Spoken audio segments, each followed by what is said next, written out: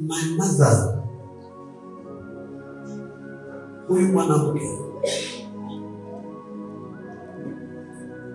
ambaye amezaliwa kwa boma ambaye haikuwa maskini. My mother hakuzaliwa kwa umaskini. Baba yake alikuwa tajiri mkubwa. Mama yetu, wazazi wake ndio walioni msituni.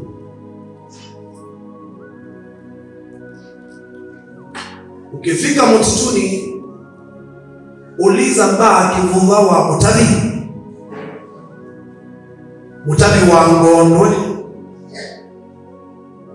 My mother, baba yake alikuwa ni mtoto wa ngondwe, aliitwa kivuvawa mutabi na asianiwe na nzawa mula mutiro, na ndio waliona mutituni yote. Baba yake mama yangu wakaama kutoka mutituni. Mtoto wa mutabi akapanda lita yote ni kama ilikuwa ya babu yetu, baba ya my mother. Kutoka hapo lita mpaka kule chini kwa mtumishi wa Mungu mkubwa alikuwa anaitwa Reverend Matingo wa AIC, alijulikana tu. Jamaa alikuwa powerful sana, maana kulikuwa na mwao wa Mtondoni pale ambao ndio ni head the church of AIC. So huyu Matingo sasa ndio neighbor wa kwanza wa wazazi wa my mother. Walikuwa na miwa imetoka lita pale nyuma ya kanisa Light Christian Center mpaka kule chini. My father, no, the father of my mother, walikuwa na miwa ambayo ilisiaga pombe ambayo ilibebwa kutoka huko ikapelekwa kwingine, na alikuwa na mang'ombe na alikuwa na makondoo makubwa sana. So Kivuvawa Mutabi alikuwa na vijana 7, watoto 7. Katika mke yule wa kwanza baada toka Kisekini kwa Kidhama, kienda Kisekini hapo kanisa AIC chini hapo ni kwa Kidhama, mahali ambapo Kidhama ndiye alizaa mama yake my mother, na akaolewa na Kivuvawa Mutabi. So my mother hakulelewa kwa maskini, but those days wanawake walikuwa ni wakulisha ng'ombe, hawakuwa na faida nyingine. So my mother alizaliwa na sister yake Sarah ambaye yuko hai, my aunt. So mama yangu wakiwa wasichana wadogo hawakupelekwa shule, because in those years wanawake hawakuwa wasomeshwa. Vijana ndio walikuwa wana maana katika familias in those years. So my mother walikuwa anatoka akalishe ng'ombe kwa msichana mdogo. So ukawa those days mtoto wake Kivuvawa Mutabi, mtoto wake anaitwa Joseph Malenga, the first born wa Malenga, ambaye kutoka Malenga ni Munyao na kutoka Munyao is my mother. So alikuwa anafanya kazi at the river, ilikuwa inaitwa KMC, Kenya Meat Commission. Alikuwa anakuja nyumbani, wakimaliza kazi Friday wanapewa kichwa cha ng'ombe na maziwa. Walikuwa wanazawadiwa wakuje kupatia watoto wao wakule. So my father used to come kutembea kwa hii familia akiwa kijana mdogo na mtoto na ndugu yake my mother. So sometimes babu yetu, baba yake mama walikuwa wanateremka kutoka Lita, wanakuja msituni kukutana na ndugu zao na kunywa supu na wakunywe pombe. So my father would come na wapitie hapo na wanunulie mzee baba yake my mother pombe. Wanakunywa wanalewa. Friday ingine, wiki ingine, wakati mwingine kijana anakuja. Baba yake my mother akafurahishwa na huyu kijana ambaye anakuja kumnunulia pombe. Siku moja akamwambia, nataka unitembelee kwangu na huyu kijana. So my father aliletwa from KMC na akaletwa nyumbani na akachinjiwa mbuzi na akachomewa vizuri, maana ni mgeni wa babu yangu.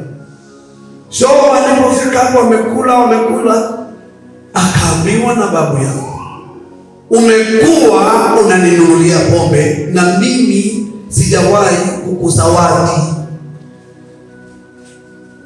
So those days the women were not allowed kukaa pamoja na wazee.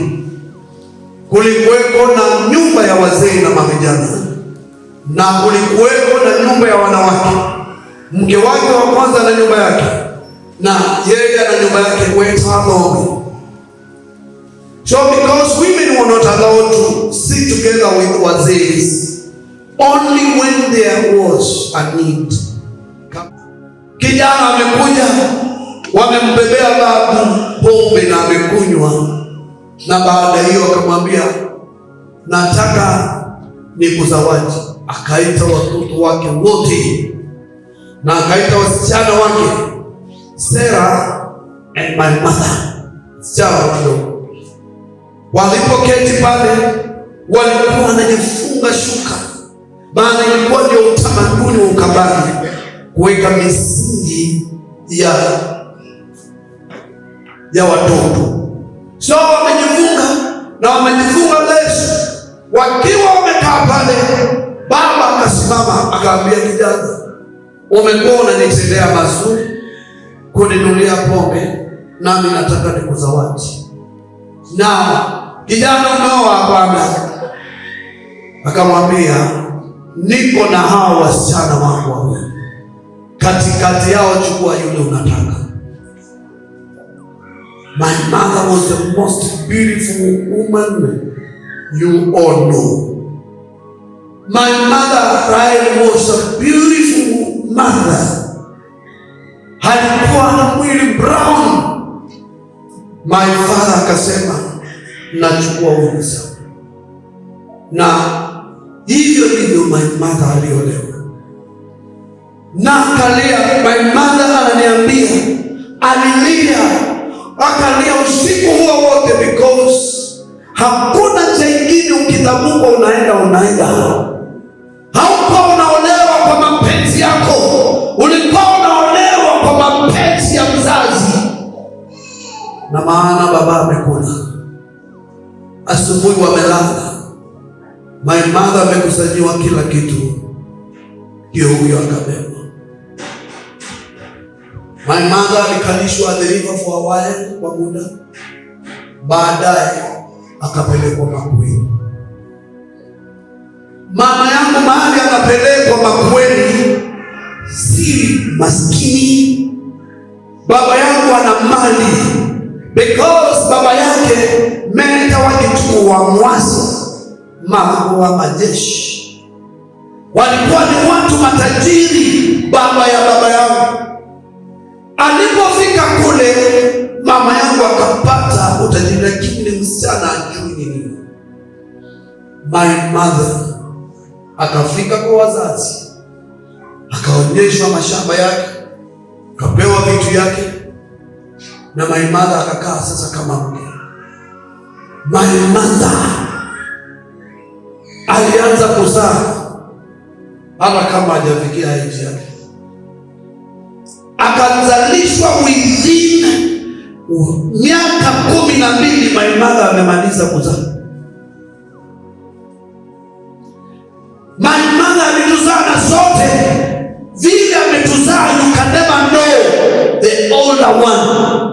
Wote tukipangwa hapa, you'll never know yule ambaye ni wa kwanza. Wote ni equal, kitu kimoja. My mother akawa na mali, ng'ombe zikaongezeka, mbuzi na mashamba ikaongezeka Makueni. My father akaretire from KMC, akaletwa nyumbani na Land Cruiser, sikuwa naitwa Land Rovers, analetwa nyumbani. Makueni ilikuwa sio Makueni, haikuwa inaitwa hivyo. Makueni ilikuwa hivyo Makueni, lakini itabadilishwa jina na my father. Wale wanajua Makueni kwa hiyo nguwe mbiki kumono huyu vikabayeyo kwa usie nguwe niko kwetu Makueni kunu kwa Makueni. So my father, whenever he came on Friday, alilewa na watoto na vijana hapo Makueni.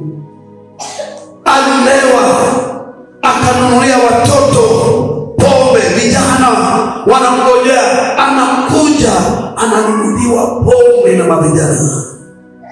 Mavijana wakangoja my father atakuja saa ngapi tupewe wote. So wanamngojea, so anafika, akifika anasema mbeo wote. Jina my father ikatogezea, Makueni ikapotea, ikaitwa wote, ambao ni kwa sababu ya mavijana kupewa pombe na wazee wote.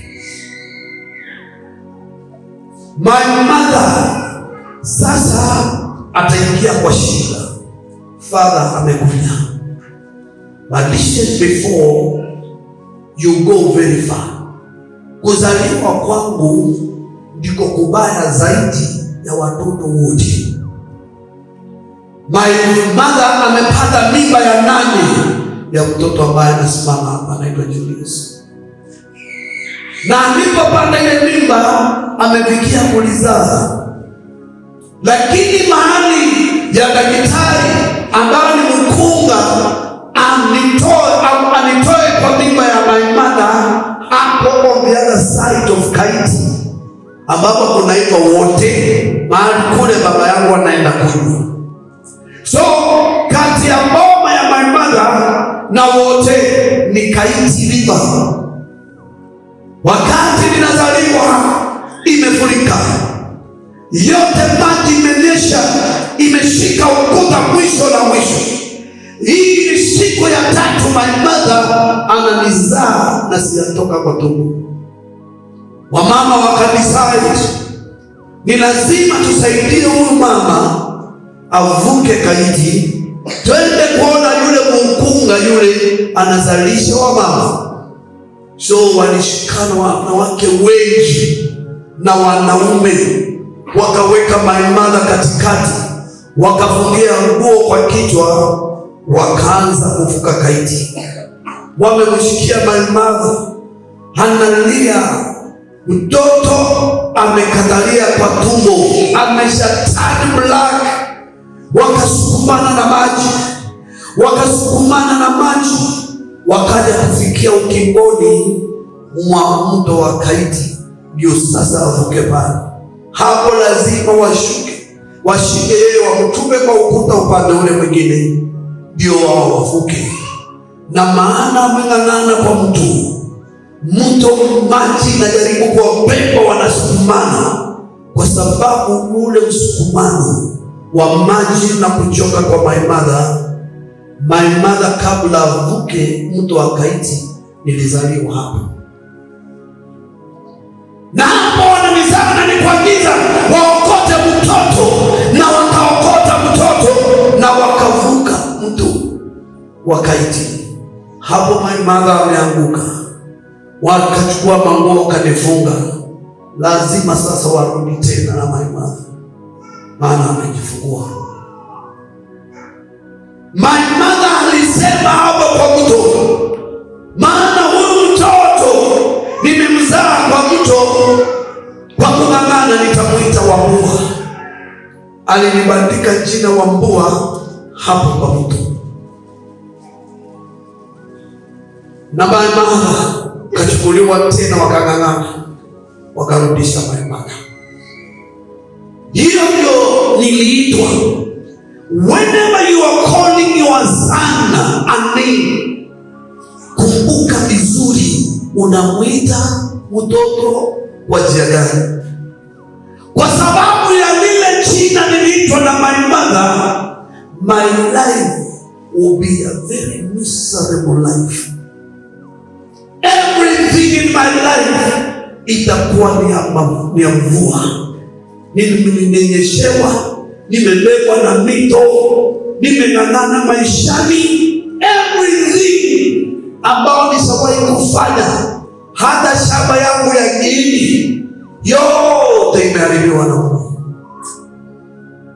Tulikuwa na Joyce, huyu mtoto wangu na my wife, tunajaribu kuambia Mungu ni nini? Yaani ni nini Mungu? Joyce anachukua mawe apige mvua, ishapigwa na mawe. Everything. So now my mother amenibandika kibandiko cha jina Wambua. Hali yangu itakuwa ya mvua, maisha yangu itakuwa ni ya machozi kulingana na jina lile niliitwa. My mother amerudi kwao. Hapo amebeba katoto kamezaliwa kwa mtu. Sasa kulelewa hapo ni shida. My father ametoka, amekuja nyumbani. Sasa my father analewa, anaenda makueni wote. Pesa akakunywa zikakwisha. Pesa alizokuwa nazo akalewa, akaoa wanawake wengine wale, akaoa vile anataka. Mama akimuuliza, mama anatuangwa, anapigwa, anakimbia kulala kwa majirani. Mama akiuliza kwa nini, hata chakula watoto, mzee hataki kuulizwa na hataki kuulizwa. Akiulizwa mama atakiona. My mother lived a very difficult life, painful, extremely painful. Akalilea. Nikiwa miaka 5, my mother vitu itaharibika. Pesa my father amemaliza. Sasa anakuja nyumbani, anaenda anakunywa, anaambia watu wao, nendeni mkachukue ng'ombe nyumbani. So zile ng'ombe za my mother amenishalisha, anakaa kidogo, anaona watu wamekuja wote, wanachukua ng'ombe wanapeleka. Baba yako amekunywa. Baba yako akakunywa zile ng'ombe, akakunywa mbuzi. Everything ikaisha. Na maana alikuwa anataka kutoshelesha watu. My father squandered everything without thinking about children.